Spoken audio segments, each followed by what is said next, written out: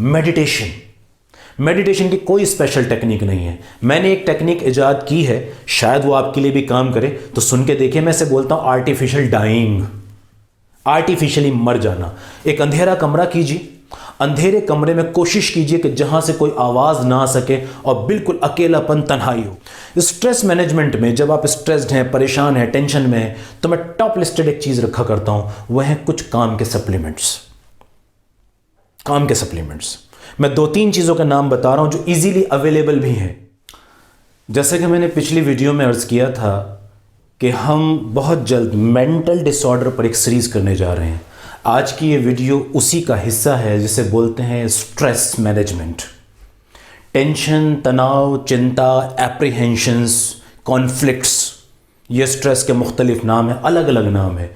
इनसे कैसे लड़ा जाए या इनको ख़त्म ही कर दिया जाए, कोई तरीक़ा है ऐसा? आज इस पर गुफ्तगू, इस पर बात होगी, आपसे एक डिस्कशन होगी। मैं एडिटेड वीडियोस नहीं करता हूं, कोई ये प्री रिटन वीडियोस नहीं होती हैं, तो अगर कहीं मुझसे बोलने में कोई गलती हो जाती है तो प्लीज़ उसको माफ़ करके चलिए। मेरे सब्जेक्ट पर ध्यान रखिएगा, सिर्फ मैं जो कहना चाह रहा हूं उसको समझने की कोशिश कीजिए, ये ही काम की बात है। मैं जो वीडियो में कहने जा रहा हूं वो बहुत ध्यान से सुनिएगा, पूरी वीडियो पर रहिए। हो सके तो पेन पेपर उठाकर बैठिए, जिससे कुछ इंपॉर्टेंट पॉइंट्स मिले तो उसको लिख लें आप, जो आपकी ज़िंदगी में हमेशा काम है। हमेशा तो इंटरनेट काम नहीं करता ना, कभी कुछ देखना समझना हो तो कलम और पेपर भी काम करते हैं, तो याद रखिएगा। Stress management. Hi friends, this is doctor Imran Khan. As you know that I am a sexologist working here in Gurgaon and I work as a sexologist, counsellor, motivational speaker and a life coach as well. तो शुरू करते हैं video, और एक request के साथ कि video पे पूरा ध्यान लगाकर पूरी वीडियो को आप देखें, इससे आपको फ़ायदा होने जा रहा है। स्ट्रेस क्या होता है? पहले सवाल ये होता है, स्ट्रेस बोलते किसे हैं? याद रखिए, मानसिक या शारीरिक कोई भी ऐसा दबाव जो आपको परेशान करता हो, चाहे वो मानसिक रूप से परेशान करता हो, शारीरिक रूप से परेशान करता हो, स्ट्रेस है। मसलन किसी आदमी को ट्यूबरक्लोसिस हो गया है, किसी आदमी को टीबी हो गई है, ये फिजिकल स्ट्रेस है जो उसकी पूरी बॉडी को डिस्टर्ब रखता है। कोई आदमी डिप्रेशन का शिकार है, एंजाइटी का, चिंता का, भ्रमण का शिकार है, ऐसा आदमी मानसिक रूप से स्ट्रेस में है। और हमारी जिंदगी भरी पड़ी है स्ट्रेस से, भरी पड़ी है। स्ट्रेस दो तरह के होते हैं, एक अच्छा स्ट्रेस, एक बुरा स्ट्रेस। अब आप कहेंगे स्ट्रेस भी अच्छा हो सकता है? हाँ, हो सकता है। अच्छा स्ट्रेस किसे बोलते हैं? सुनिए, इंसानी जिंदगी में हमेशा कुछ ना कुछ चीज़ें उसकी रोज़ाना उसे फेस करनी पड़ती हैं। मसलन मैं एक एग्जांपल देता हूँ। आप घर से बाहर निकले, आपकी कार पंक्चर हो गई, आपको भी ऑफिस जाना था, कार पंक्चर हो गई। अब आप मान लें कि चलो यार छोड़ो, कोई परवाह नहीं, होने दो, ऑफिस नहीं जाएंगे, तो ऐसे काम नहीं चलेगा। इस वक्त जो आपको स्ट्रेस होगा कि मुझे अपना पंक्चर लगवा के फ़ौरन ऑफिस पहुँचना चाहिए, ये स्ट्रेस आपके लिए ज़रूरी है, इससे आपको नुकसान नहीं है। लेकिन अब बुरा स्ट्रेस क्या होता है वो सुनिए। बुरा स्ट्रेस वो होता है कि जिन सिचुएशंस को आप बदल नहीं सकते, जो आपके कंट्रोल में नहीं है, उन्हें सुधारने की कोशिश में आप लग जाएं। इससे जो स्ट्रेस आता है ये आपको खराब करता है। हमारे जिस्म के अंदर, हमारे शरीर के अंदर कुदरत ने कुछ हार्मोन रखे हैं। वो हार्मोन काम करते हैं हमारी बॉडी को अंदर से स्ट्रेस की कंडीशन में खराब करने का, जिनमें टॉप लिस्टेड नाम है कॉर्टिजोल का। कॉर्टिजोल एक ऐसा हार्मोन है कि जब आप चिंतित होते हैं, परेशान होते हैं, किसी काम को करने में बेचैन होते हैं, तो उस वक्त ये आपके जिस्म में ज़्यादा बनता है। और इसके नतीजे में क्या होता है? आपकी हार्ट बीट बढ़ने लगती है, आपकी बॉडी की सारी मसल्स टेंस होना शुरू हो जाती हैं, आपका ब्लड प्रेशर राइज होना शुरू हो जाता है। और आहिस्ता आहिस्ता अगर ये स्ट्रेस कंट्रोल ना किया जाए, ख़त्म ना किया जाए, तो यही पुरानी बीमारियों में बदल जाता है, जैसे हार्ट की बीमारियाँ, सेक्स की बीमारियाँ, न्यूरोलॉजिकल डिसऑर्डर्स, इस तरह की पेट की बीमारियां, पेट की खराबियां, इस तरह से ये बदलता चला जाता है और आपको ख़राब करता चला जाता है। और एक दिन जब ये आपके हद से बाहर होता है, आपके कंट्रोल से बाहर होता है, तो आपको पता लगता है कि मैंने अपना बहुत बड़ा नुकसान कर लिया। अब इस डे टू डे लाइफ का जो स्ट्रेस है, इससे कैसे बचा जाए? तो मैं हमेशा एक बात कहा करता हूं कि स्ट्रेस, क्या कोई तरीका ऐसा है कि स्ट्रेस हो ही ना? ये जो बुरा वाला स्ट्रेस मैंने बताया, क्या कोई तरीका है ऐसा? देखिए, स्ट्रेस आ जाता है तो स्ट्रेस मैनेजमेंट की तो बहुत सारी बातें मौजूद हैं।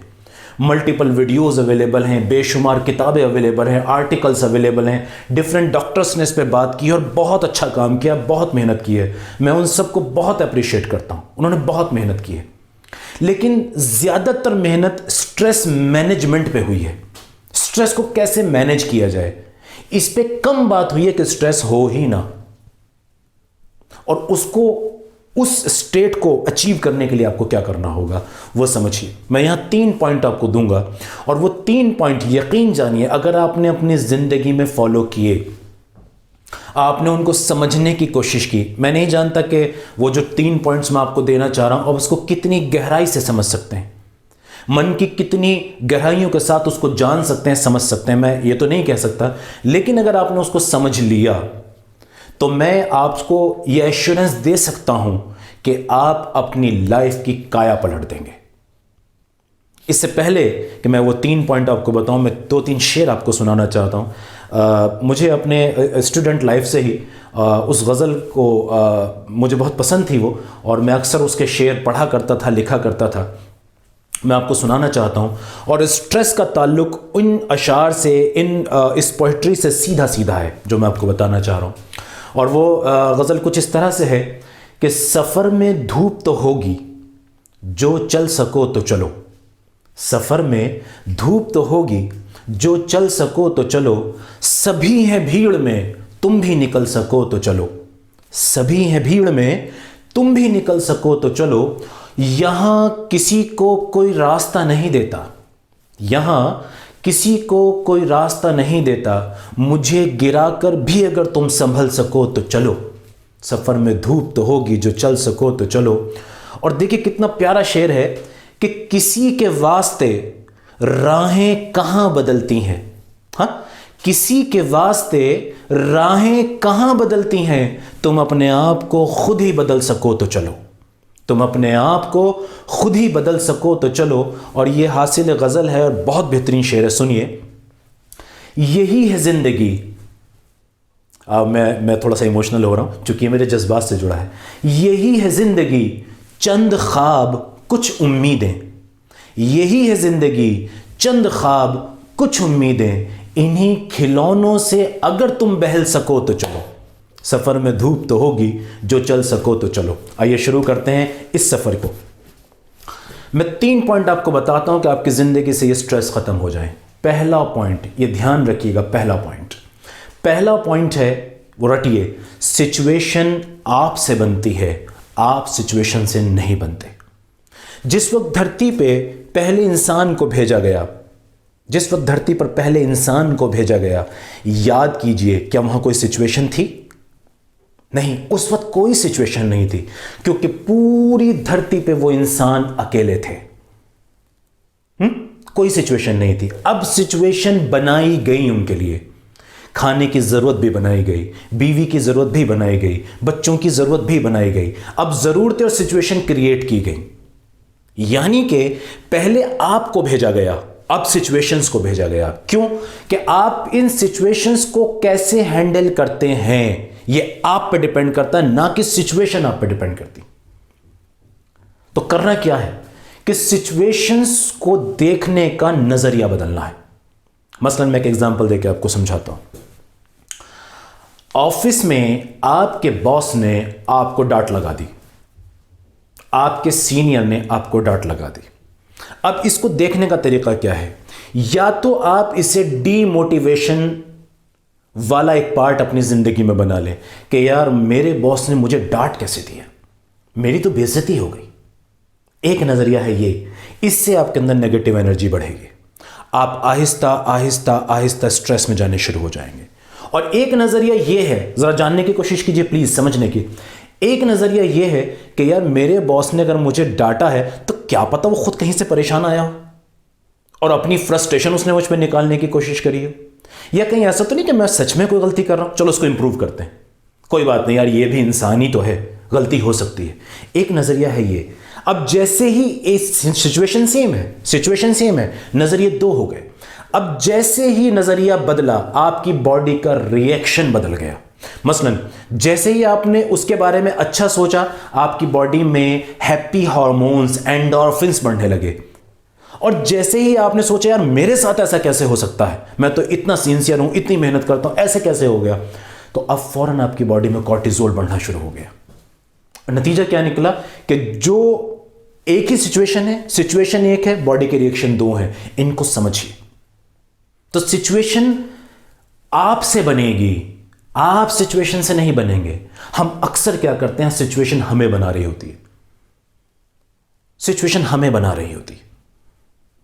तो इसको समझिए। दूसरा पॉइंट नंबर दो ये कि माहौल को, हालात को, इंसानों को बदलने की कोशिश मत कीजिए, अपने नजरिए को बदलने की कोशिश कीजिए। मसलन मैं एक एग्जांपल देकर समझाता हूं। आपका एक दोस्त है, आपका एक दोस्त आपके साथ कोई धोखा करता है। आप किसी से प्यार करते थे, ठीक है ना, उसके साथ आप शादी करना चाहते थे, उसने आपको धोखा दे दिया, ठीक है ना। अब देखिए दो सिचुएशन क्रिएट हुई। अब नजरिया है इसे देखने का। एक नजरिया इसको देखने का क्या है, वो नजरिया ये कि आप, एक नजरिया कि यार मेरे साथ इतना बड़ा धोखा कैसे हो गया, मैं नहीं जी पाऊंगा, मेरी तो जिंदगी खराब हो गई, मेरी तो जिंदगी बदल गई, मैं कैसे आगे बढ़ पाऊंगा। एक नजरिया ये है, वो फिर कॉर्टिजोल को बढ़ा रहा है, वही कॉर्टिजोल आपकी बॉडी में बढ़ता चला जा रहा है। नतीजा आपको अंदर से तोड़ रहा है, खराब कर रहा है, बेकार कर रहा है, और आपको डीमोटिवेट कर रहा है, आपको जिंदगी में बढ़ने से रोक रहा है। और अब दूसरा तरीका देखिए, नजरिया बदल रहा है। वो नजरिया क्या है, जैसे मैंने भी कहा ना कि सफर में धूप तो होगी, जो चल सको तो चलो। ये पहले तैयार रखिए कि हर रिलेशनशिप, दुनिया का हर बॉन्ड, हर रिश्ता, हर चीज परमानेंट नहीं है, टेम्पोरेरी है। अजीब बात है, थोड़ा सा हो सकता है सुनने में अजीब लगे, लेकिन समझिए जिंदगी में, इस दुनिया में हर चीज टेम्पोरेरी है, कुछ भी परमानेंट नहीं है। जिस शरीर के लिए ये सारी थकन है, जिस शरीर के लिए ये सारी आफतें, एक दिन ये भी खाक हो जाना है, मिट जाना है। तो अब सिचुएशन वही है, देखने का फर्क हुआ, आपके साथ धोखा कैसे हो गया, अब आपकी जिंदगी में कुछ बचा ही नहीं है। और दूसरा तरीका यह है कि यार हर रिलेशनशिप है, इसके अंदर उतार चढ़ाव आ सकते हैं, जिंदगी को रोकना नहीं है। देखिए नदी होती, नदी को देखा, नदी उतार चढ़ाव के बाद भी बहती रहती है। कभी आपने रिवर को रिवर्स होते देखा? नहीं, रिवर को रिवर्स होते देखा? नहीं देखा। रिवर बहती है, आगे बढ़ रही है अपनी मंजिल की तरफ, और उसकी मंजिल है किसी समंदर के साथ, किसी ओशन के साथ जाके मिल जाना। आप जिंदगी के फोकस पे नजर रखिए। इस बीच जो ताल्लुकात, जो रिश्ते, जो चीजें आ रही हैं, वो फेजेस हैं, टारगेट नहीं है। सिचुएशंस हैं, टारगेट नहीं है। टारगेट है मंजिल को पाना। तो समझिए आप, नजरिया बदलना है, नजरिया बदलना है चीजों को देखने का। तीसरी चीज, तीसरा पॉइंट जो बहुत इंपॉर्टेंट है, ये तीसरा पॉइंट सुनिए।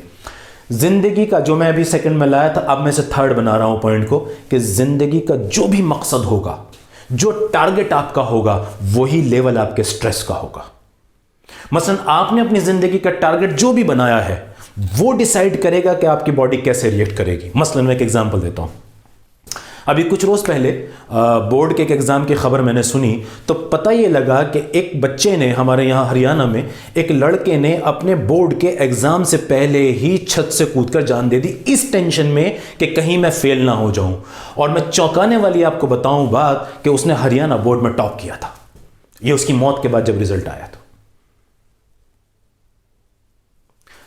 उसने जो टारगेट बनाया अपनी जिंदगी का, वो टारगेट फेल और पास बनाया।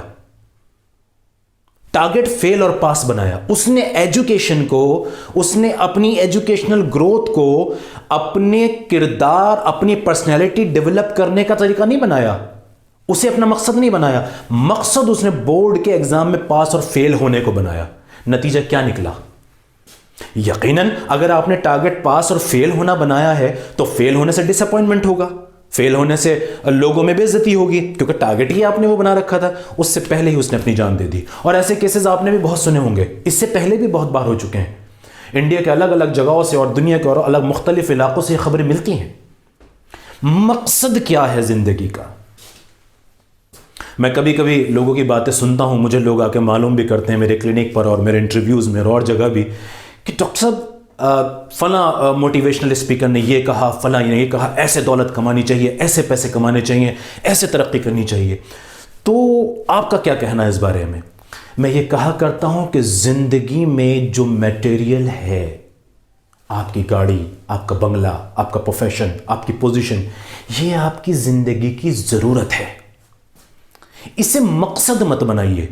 देखिए, मेरी बात को थोड़ा समझने की कोशिश कीजिए, जो बहुत बारीक सी मैं बात कर रहा हूं और हो सकता है समझने में थोड़ी मुश्किल हो, लेकिन जानिए, मकसद मत बनाइए। देखिए, मैं एक एग्जांपल देता हूं, शायद उस एग्जांपल से बात इजीली समझ में आए। आप अपने घर से कहीं सफ़र पे निकले, आप अपने घर से कहीं सफ़र पे निकले। फॉर एग्जांपल, मुझे गुड़गांव से दिल्ली जाना है, मुझे गुड़गांव से दिल्ली जाना है। मैं अपनी कार में बैठता हूं, अपने ड्राइवर से कहता हूं कि भाई मुझे दिल्ली लेके चलिए। अब यहां से मेरा मकसद दिल्ली जाना है और वापस दिल्ली से अपना काम करके मुझे गुड़गांव लौटना है। मेरा टारगेट जो है वो दिल्ली से जाके वापस गुड़गांव आना है, वापस गुड़गांव आना है। मेरा फोकस गुड़गांव आना है। लेकिन अब ये रास्ते में जो रास्ता होगा, जाने का और आने का जो रास्ता होगा, यहां मेरे साथ कुछ चीजें पेश आएंगी। मसलन कहीं ट्रैफिक जैम होगा, कहीं गर्मी होगी, कहीं सर्दी होगी, कहीं हो सकता है मुझे भूख भी लगे, कहीं मुझे प्यास भी लगे, कहीं हो सकता है गाड़ी में कोई इश्यू हो जाए। ये सारी चीज़ें इस सफ़र का हिस्सा हैं, मकसद नहीं है। मेरा मकसद, मेरा दिमाग लगा रहेगा मैं अपने काम को मुकम्मल करूं, वापस लौटूं। तो मकसद इतनी इंपॉर्टेंट चीज़ है। तो अगर आपने ज़िंदगी में मकसद बनाया, मुझे तो बेस्ट बनना है, मुझे तो फला बंगला जैसा ही घर बनाना है, मुझे इतनी गाड़ियां चाहिए, या मुझे प्रोफेशन की उन ऊंचाइयों पर पहुंचना ही है, मैं इसे जुनून और पागलपन कहता हूं। यह जुनून और पागलपन है क्योंकि आपने मकसद एक ऐसी चीज को बनाया है कि जो आपके हाथ में नहीं है। मसलन आप बेस्ट बनना चाहते हैं, तो आप बेस्ट बनने की मेहनत तो कर सकते हैं, लेकिन गारंटी नहीं ले सकते। लेकिन जब आप इस बेस्ट बनने की मेहनत और कोशिश करेंगे सिर्फ इसे टारगेट बनाकर कि यही मेरा टारगेट है, नहीं तो मेरी जिंदगी की कोई हैसियत नहीं, नहीं तो मेरे जीने का कोई मकसद नहीं, तो ऐसे में क्या होगा? बेस्ट तो कोई एक ही होगा। बेस्ट तो सब बनना चाहते हैं, होगा कोई एक ही बेस्ट, यानी कि जितने भी ये नॉन बेस्ट लोग होंगे ये तो सब फिर सुसाइड कर लेंगे। तो पता ये लगा कि तरक्की करने को अपना मकसद मत बनाइए, जरूरत बनाइए। मैं तरक्की के खिलाफ नहीं हूं, पैसे कमाने के खिलाफ नहीं हूं, अच्छा प्रोफेशन बनाने के खिलाफ नहीं हूं, ऊंची पोजीशन के जाने के खिलाफ नहीं हूं, पर मेरी बात को समझिए, जुनून और पागलपन से बचिए। कोई भी शख्स खड़े होकर आपको मोटिवेट करने के लिए कितनी बड़ी बड़ी बातें बोल दे, पर यकीन जानिए क्या वो प्रैक्टिकल हैं? आपके अंदर जुनून भर दिया जाए, क्या वो प्रैक्टिकल होगी बात? नहीं। आप गोश्त पोस्ट के हार्मोन की बनी हुई चीज हैं। सारी चीजें आप यहां से हैंडल करेंगे। ऐसा नहीं है कि आपने कोई चीज अपने लिए डिसाइड कर ली, बस वो आपके लिए काम कर रही है। नहीं, ऐसा नहीं है। तो हकीकत को जानिए, अपने मोटो को, अपनी जिंदगी का मकसद खुश रहना और खुश रखना बनाइए। अपनी जिंदगी का मकसद सुकून दिल बनाइए कि मुझे यहां चैन चाहिए। तो जैसा मकसद होगा वैसे ही आपके दिन की शुरुआत होगी। रोजमर्रा जो हम अपने डिसाइड करते हैं, मसलन एक शख्स को सुबह को ऑफिस जाना है, एक इंसान को ऑफिस जाना है। अब सुबह शुरू होने बिस्तर से आंख अभी उसकी पूरी खुलती नहीं है कि वो ऑफिस की सारी चीजें कैलकुलेट कर रहा होता है, ये होगा, ये होगा, ये होगा, ये होगा, क्योंकि मकसद उस दिन का उसने वो बनाया है। तो मैं सिर्फ चाह क्या रहा हूं, मैं ये नहीं कह रहा आप ऑफिस मत जाइए या ऑफिस में काम मत कीजिए। सोचने का तरीका बदलिए, मकसद को बदलिए। ये हैं वो 3 पॉइंट कि अगर आप अपनी लाइफ में अप्लाई करेंगे तो आपकी जिंदगी तब्दील होती चली जाएगी। वो मैंने शेर कहा ना, किसी के वास्ते राहें कहां बदलती हैं। रास्ते नहीं बदलते, रास्ते वही रहेंगे। वहां धूप भी है, गर्मी भी है, परेशानियां भी हैं, जिंदगी तो ऐसी ही रहेगी सर। डिसाइड आपने करना है जिंदगी को जीना कैसे है। मैं आपको अरबपति बनने की दावत नहीं देता, मैं आपको कोई बहुत बड़ा डॉक्टर इंजीनियर बनने की दावत नहीं देता। मैं आपको एक अच्छा इंसान और एक अच्छे किरदार वाला इंसान, एक अच्छी पर्सनैलिटी का इंसान बनने की दावत देता हूं। जब आपके अंदर रिलैक्सेशन होगा, आपका ब्रेन एक्टिव होगा, आप काम होंगे, रिलैक्स होंगे, तो 100 अपॉर्चुनिटीज आपके पास होंगी। और हर अपॉर्चुनिटी जो आपके पास है इस वक्त, उसको कैश करने की ताकत आपके अंदर बहुत होगी। एक रिसर्च आई थी, उस रिसर्च में ये बताया गया कि जो स्टूडेंट्स, जो बच्चे स्कूल के, कॉलेजेस के एग्ज़ाम वाली रात को एक अच्छी नींद लेते हैं, एग्ज़ाम वाली रात को एक अच्छी नींद लेते हैं, जनरली उनके मार्क्स बेटर होते हैं उन लड़कों के मुकाबले, उन बच्चों के, उन लड़कियों के मुकाबले जो रात को जाग के, एग्ज़ाम की वाली रात को जाग के पढ़ाई करते हैं। जानते हैं क्या डिफरेंस है यहाँ डिफरेंस ये है कि वो एक इम्तिहान आने से पहले रिलैक्स है, लाइफ में चैलेंज आने से पहले उसने अपनी तैयारी कर ली है कि मेरी जिंदगी है, चैलेंजेस आएंगे, सफर में धूप तो होगी, जो चल सको तो चलो, सभी हैं भीड़ में, तुम भी निकल सको तो चलो। यही जिंदगी है, यही जिंदगी है। जिंदगी में कभी भी चैन मटेरियल से नहीं आएगा, मटेरियल से नहीं आएगा, वो आपके अंदर से आएगा, वो आपके अंदर से आएगा, वो चाहिए आपको। और वो अंतरात्मा क्या है कि आप इसको तो न्यूट्रिशन दें, इसको तो न्यूट्रिशन दें। देखिए बॉडी के लिए डाइट चार्ट बनाया जाता है, कभी सोचा ब्रेन के लिए भी डाइट चार्ट चाहिए, इस हार्ट के लिए भी डाइट चार्ट चाहिए, कभी सोचा है? नहीं सोचा। इसको हम कोई न्यूट्रिशन नहीं देते, इसको इसके हवाले कर दिया जाता है। नतीजा, जिंदगी में बेशुमार परेशानियां, उलझने, तकलीफें, स्ट्रेस, एंजाइटी, प्रेशर, सेक्स की प्रॉब्लम, पेट की प्रॉब्लम, हार्ट की प्रॉब्लम। क्यों? क्योंकि बॉडी को जो देना था, ब्रेन को जो देना था, हार्ट को जो देना था, वो दिया ही नहीं गया। प्रॉब्लम। अब आइए कि अब अगर आप स्ट्रेस का शिकार हैं और हो ही गए हैं, अब आइंदा जब इन पॉइंट्स को फॉलो करेंगे तो स्ट्रेस खत्म होगा, पर अभी तो शिकार हैं। अगर आप अभी स्ट्रेस के शिकार हैं तो इसको कैसे मैनेज करें? अब ये पॉइंट है अगला कि इसे कैसे मैनेज करें। इसको मैनेज करने के लिए अगर एक लाइन में बात बोलूं तो बेस्ट लाइन ये है कि एक क्वालिफाइड डॉक्टर से बेहतर कुछ भी नहीं। क्यों? वो सुनिए क्यों। वो इसलिए कि स्ट्रेस को, एंजाइटी को और इस तरह की प्रॉब्लम्स को मैनेज करने के लिए हजारों टेक्निक्स, सैकड़ों स्टेप्स, मल्टीपल नई नई स्ट्रेटजीज अवेलेबल हैं। हर आदमी के लिए हर चीज काम नहीं करती। ये जो एक डॉक्टर आपको वीडियोस में बता रहा होता, जो मैं जैसे बता रहा हूं आपको, ये भी जरूरी नहीं कि 100% लोगों पे यही लागू हो। हर शख्स की सिचुएशन अलग होती है, हर इंसान अलग अलग तरह से बना होता है, तो ज़रूरतें भी अलग हो सकती हैं, इलाज के तरीक़े भी अलग हो सकते हैं, स्ट्रेस मैनेजमेंट के तरीक़े भी अलग हो सकते हैं। एक टेक्निक एक पे काम करती है, दूसरे पे फेल हो जाती है। इसलिए मैं कह रहा हूं कि आप इस बात को समझिए। मैं हमेशा अपनी वीडियोस में कहा करता हूं कि डॉक्टर्स बने ही आपके लिए हैं। डॉक्टर्स का काम भी अगर आप खुद करने लगेंगे तो यकीन जानिए आप तो अपने ही काम में परेशान हैं। अब डॉक्टर वाला काम भी अगर आप पे छोड़ दिया जाए तो फिर क्या होगा। लेकिन फिर भी आपको जनरलाइज्ड कर रहा हूं कि कुछ चीजें हैं जो इफेक्टिव हैं मैनेजमेंट में। देखिए मैंने पहले 3 स्टेप्स बताए आपको कि स्ट्रेस हो ही ना, इससे बढ़िया क्या होगा कि स्ट्रेस हो ही ना, ये आपकी लाइफ में आए ही ना। इससे बेहतर कुछ हो सकता है? नहीं हो सकता। तो अमल उन पे करना है। लेकिन अब हो गया है तो क्या करना है? तो टॉप लिस्टेड है। मुमकिन हो तो प्यारे दोस्तों, एक क्वालिफाइड डॉक्टर से जो उस फील्ड का एक्सपर्ट हो उससे मिल लिया जाए। वो आपके ढेर सारे काम को अकेला कर देगा और आपको सही गाइड करेगा। फिर भी अब मैं आता हूं कुछ ऐसी पॉइंट्स पे जो आप घर पे कर सकते हैं, समझ सकते हैं, अप्लाई कर सकते हैं। स्ट्रेस मैनेजमेंट में जब आप स्ट्रेस्ड हैं, परेशान हैं, टेंशन में हैं, तो मैं टॉप लिस्टेड एक चीज रखा करता हूं, वह है कुछ काम के सप्लीमेंट्स।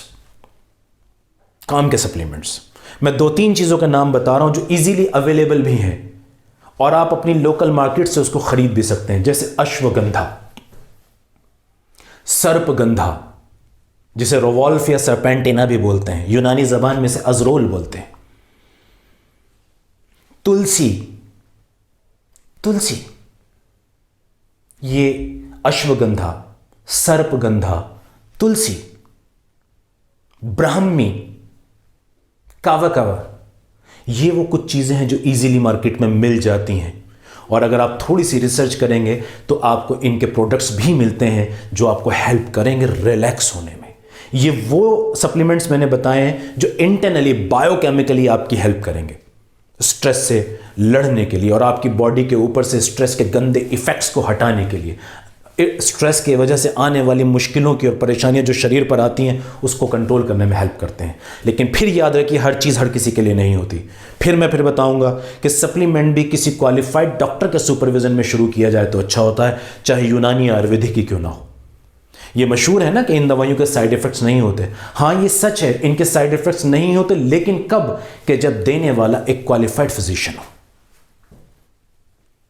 अब आते हैं कुछ स्ट्रेटजीज, कुछ टेक्निक जो यूज की जा सकती हैं स्ट्रेस मैनेजमेंट में। मेरी नज़र में जब मैं इस पे नज़र डालता हूं कि क्या चीज़ें हैं जो स्ट्रेस को कंट्रोल करने में और मैनेज करने में हेल्पफुल हो सकती हैं, तो मुझे ऐसा लगता है कि तकरीबन अवेलेबल पूरी दुनिया में होंगी, कम से कम मैं नहीं जानता 100 से ज़्यादा टेक्निक्स अवेलेबल हैं जो की जा सकती हैं। कॉग्निटिव बिहेवियरल थेरेपीज़ हैं, मेडिटेशन है, टाइम मैनेजमेंट है, ग्रुप डिस्कशंस हैं, राइट डाउन टेक्निक्स हैं, बेशुमार चीज़ें हैं, एक्सरसाइजिंग है, बहुत सारी चीज़ें हैं। पर इन सब में से अगर मैं अपनी पसंद की कुछ चीज़ें निकालूं जिनको मैंने खुद इफेक्टिव पाया है, तो वो मैं कुछ आपको पॉइंट्स बताना चाहता हूं।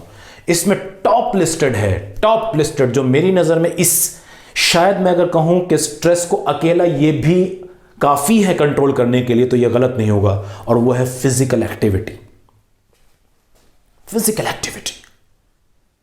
एक्सरसाइज करना, व्यायाम करना, वो कुछ भी हो सकता है। ये जरूरी नहीं कि आप जाके जिम में थके, नहीं, ये भी जरूरी नहीं है।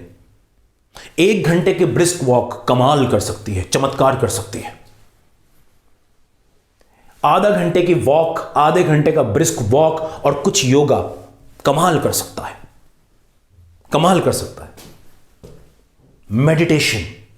मेडिटेशन की कोई स्पेशल टेक्निक नहीं है। मैंने एक टेक्निक इजाद की है, शायद वो आपके लिए भी काम करे, तो सुन के देखिए। मैं इसे बोलता हूं आर्टिफिशियल डाइंग, आर्टिफिशियली मर जाना।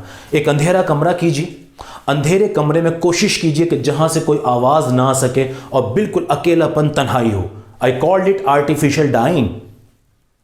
आप एक बिस्तर पर लेट जाइए और अपनी बॉडी को बिल्कुल ढीला छोड़ दीजिए, बिल्कुल ऐसे जैसे आपके शरीर की जान निकाल ली गई है। आंखें बंद कीजिए और अपने आंखों से कोशिश कीजिए कि अपनी आंखों के पिछले हिस्से को देखने की कोशिश करें। इमेजिन कीजिए कि आप अपने ब्रेन के अंदर झांक रहे हैं और वहां देखने की कोशिश करें आप कि आपके ब्रेन में क्या गड़बड़ चल रही है, और अपनी बॉडी को बिल्कुल ढीला छोड़ दें। 15 मिनट अगर आप ये करते हैं तो मेरा तजुर्बा है कि इसमें मेडिटेशन भी हो जाता है और आपकी मसल्स की जो रिलैक्सेशन की ज़रूरत होती है वो भी हो जाती है, और इसमें डीप ब्रीदिंग रहेगी। डीप ब्रीदिंग किसे कहते हैं? गहरा सांस आहिस्ता आहिस्ता अंदर खोलना, खींचना, और मुंह के जरिए सीटी नुमा शेप बनाकर उसे बाहर छोड़ देना। नाक से डीप खींचना और छोड़ देना। याद रखें, ये आर्टिफिशियल डाइंग मतलब जैसे शरीर की जान निकाल ली गई हो। बिल्कुल ढीले बेड पे पड़ जाएं, फ़ोन साइलेंट होना चाहिए, आप गैजेट से दूर हों, लाइटनिंग से दूर हों, ये भी किया जा सकता है। तीसरा पॉइंट है इसके अंदर कुछ दवाइयाँ जो आपको आपका डॉक्टर ही बताएगा कि जो आपकी हेल्प कर सकती हैं। तो इन बातों को समझने की ज़रूरत है। टेक्निक्स तो बहुत सारी हैं और बेशुमार, अगर मैं इस पे बोलना चाहूँ तो हो सकता है घंटों की ये वीडियो हो जाए और वो स्ट्रेटेजीज और वो टिप्स एंड टेक्निक्स ख़त्म ही ना हो। तो परेशान ना हो, डॉक्टर साहब की हेल्प के लिए लगातार अवेलेबल है, तो आप उनसे मिलिए। ये था छोटा सा एक इंट्रोडक्शन और एक छोटी सी बात जो स्ट्रेस मैनेजमेंट में मैं आपके साथ शेयर करना चाहता था। मुमकिन होगा तो मैं इस पर आगे डिटेल वीडियोस करूंगा। कुछ आपके सवालात हो तो आप ज़रूर मालूम करें, कोई बात समझ में ना आई तो वो भी मालूम करें। इससे मुझे हेल्प होगी कि मैं शायद कुछ और बेटर बता सकूं, कुछ और एलैबोरेटेड बता सकूं। मैं जैसे मैंने शुरू में अर्ज़ किया कि मैं एडिटेड वीडियोस नहीं करता, आता हूं टाइम निकाल के क्लिनिक से, प्रोफेशनल जिम्मेदारियों से टाइम निकाल के कैमरे के सामने खड़ा हो जाता हूं, सिर्फ इस वजह से कि आपकी हेल्प कर सकूं। और एक बात और मैं चलते चलते कहना चाहूँगा जो बहुत ज़रूरी है मेरे लिए, कि देखिए मैं एक अकेला इंसान हूँ, सारी दुनिया से लोग अप्रोच करते हैं, मैं सबके जवाब अकेला तो नहीं दे सकता, सारे मरीज़ों को मैं अकेला नहीं देख सकता, सबकी बात मैं अकेला नहीं सुन सकता। सिर्फ बात करना ही इंपॉर्टेंट है, पेशेंट को समझना। एक एक पेशेंट के साथ कभी कभी 1-1 घंटा लग जाता है। इस बीच की जो कॉल्स हैं पेशेंट की वो मैं तो नहीं ले सकता। तो मेरी एक पूरी टीम है जो दिल्ली एनसीआर में काम कर रही है। डॉक्टर्स की पूरी एक टीम मेरे साथ है जिसमें डॉक्टर्स और सेक्स एनालिस्ट मौजूद हैं जो काम कर रहे हैं आप लोगों के सवालों के जवाब देने के लिए, आपको स्टेप बाय स्टेप गाइड करने के लिए, आपकी काउंसलिंग करने के लिए, आपको समझाने के लिए कि आपकी मदद ज़्यादा से ज़्यादा की जा सके। उम्मीद है बात समझ में आई होगी। बहुत सारी दुआओं के साथ, बहुत सारी प्रार्थनाओं के साथ मैं आपसे अलविदा कहूँगा। Thank you very much.